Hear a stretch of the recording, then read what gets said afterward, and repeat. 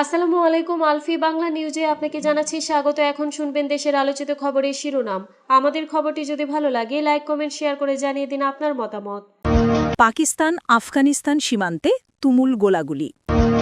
Israeli সেনাদের গুলিতে ২ ফিলিস্তিনি নিহত। সুদানে আরএসএফ এর ড্রোন হামলায় ৪৩ শিশুসহ নিহত ৭৯। নিজেকে কি মনে করো? ইমরান খানকে কড়া ভাষায় হুঁশিয়ারি সেনাবাহিনীর। তাইওয়ান ইস্যুতে চীনের সঙ্গে সংঘাত এড়াতে সামরিক শক্তি বাড়ানোর ঘোষণা ট্রাম্পের।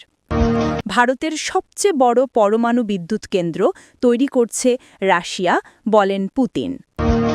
পাকিস্তান আফগানিস্তান সীমান্তে নতুন করে উত্তেজনা দেখা দিয়েছে। গতকাল শুক্রবার দিবাগত রাতে সীমান্তে উভয় পক্ষ ভারী গোলাবর্ষণ করেছে।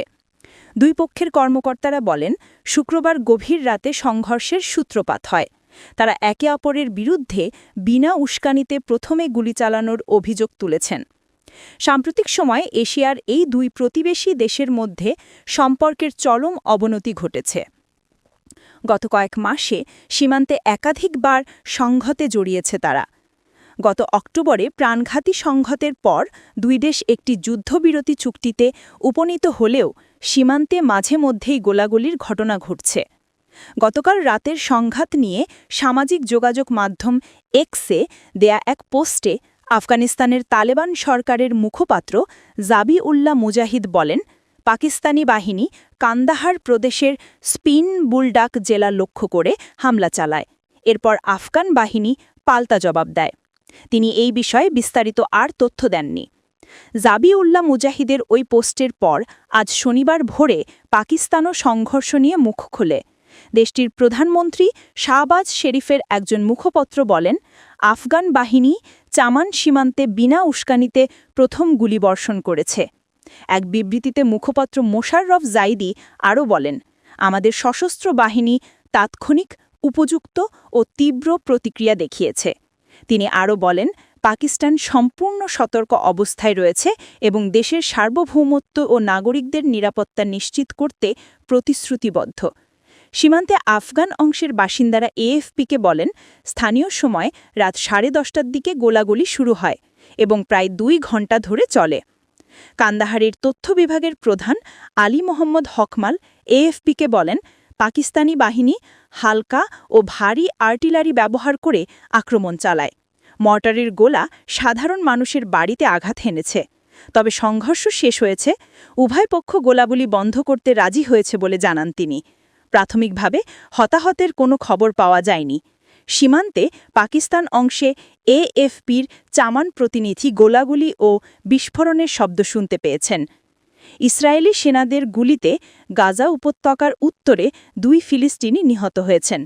নিহত 2 ব্যক্তি সন্দেহজনক কিছু বস্তু বহন করছিলেন বলে দাবি করেছে ইসরায়েলি বাহিনী। তবে সেই বস্তুগুলো কী ছিল তা এখনও পর্যন্ত তারা শনাক্ত করতে পারেনি বা প্রকাশ করেনি। মিডল ইস্ট আইয়ের খবরে বলা হয়, সাম্প্রতিক যুদ্ধবিরতির পর থেকে গাজার উত্তরের হলুদ রেখার কাছাকাছি বাফার জোনে ইসরায়েলি সৈন্যরা প্রায়ই ফিলিস্তিনিদের লক্ষ্যবস্তু করছেন। এসব ঘটনায় তারা নিহতদের তৎরাশি বলে অভিযুক্ত করে আসছেন। এদিকে 2025 সালের স্যাটেলাইট বিশ্লেষণে দেখা যায়, ইসরায়েলি হামলায় গাজা উপত্যকা জুড়ে বেশিরভাগ কাঠামোর ক্ষতি হয়েছে। যুক্তরাষ্ট্রের গত অক্টোবরের একটি মূল্যায়ন প্রতিবেদনে প্রায় 81% ক্ষতিগ্রস্ত কাঠামো দেখানো হয়েছে। একই সময় গাজার কৃষি ও খাদ্য ব্যবস্থা ধ্বংস হয়ে গেছে। ফাও এবং যুক্তরাষ্ট্রের স্যাটেলাইট সেন্টারের ভূস্থানিক মূল্যায়নে দেখা যায়, বেশিরভাগ ফসলি জমি, বাগান ও গ্রিন হাউস ক্ষতিগ্রস্ত হয়েছে। অলিভ বাগানের জন্য ব্যবহৃত প্রায় 75% ক্ষেত ক্ষতিগ্রস্ত বা ধ্বংস হয়ে গেছে। অন্যদিকে 70% পর্যন্ত গ্রিনহাউস ও স্থায়ী ফসলের বৃহৎ অংশ ক্ষতিগ্রস্ত হয়েছে। প্রায় 82.8% কৃষিকূপ এবং সেচ স্থাপনা পরিষেবার বাইরে রয়েছে, যা উৎপাদনকে আরও ক্ষতিগ্রস্ত করছে এবং লবণাক্তকরণকে ত্বরান্বিত করছে।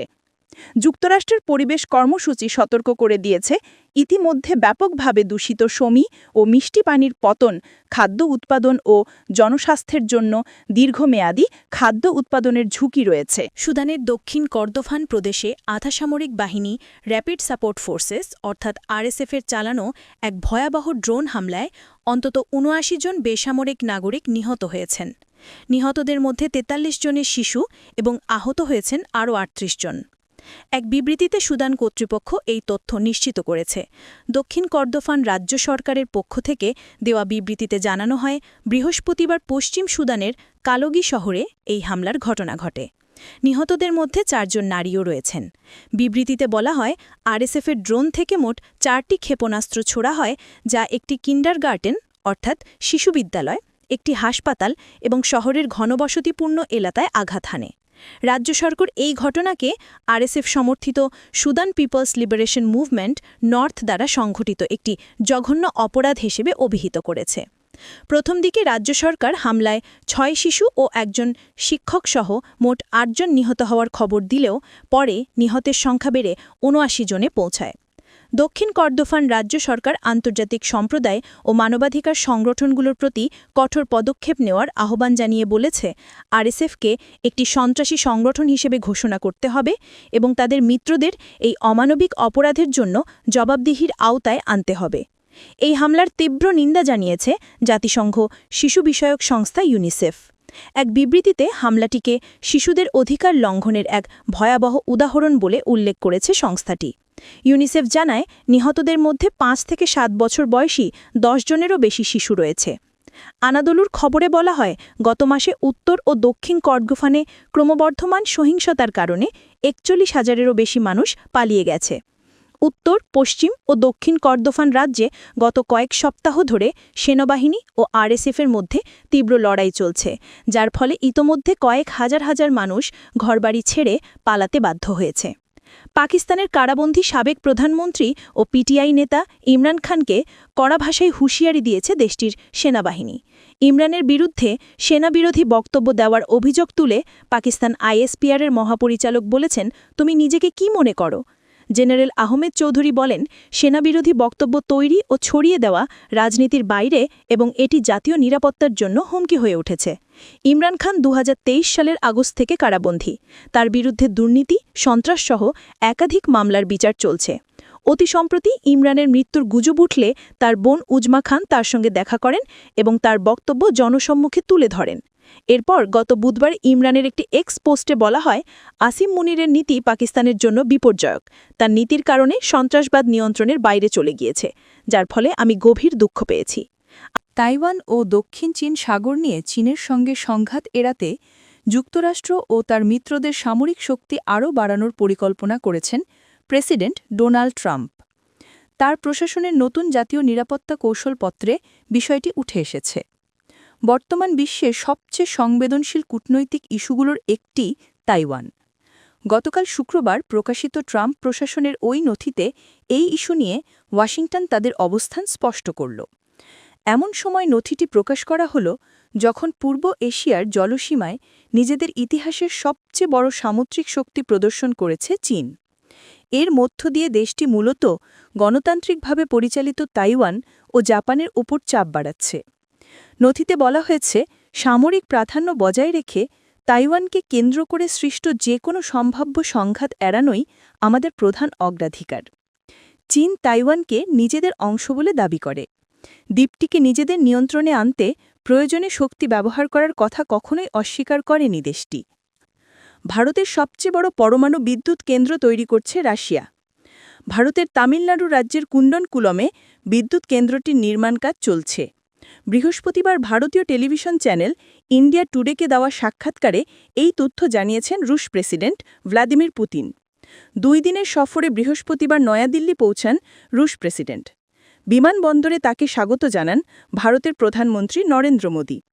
পুতিনের এ সফরের সময় নয়াদিল্লি ও মস্কোর মধ্যে বাণিজ্য, প্রতিরক্ষা ও জ্বালানি বিষয়ে আলোচনা হয়েছে। শুক্রবার ভারত ছেড়েছেন রুশ প্রেসিডেন্ট।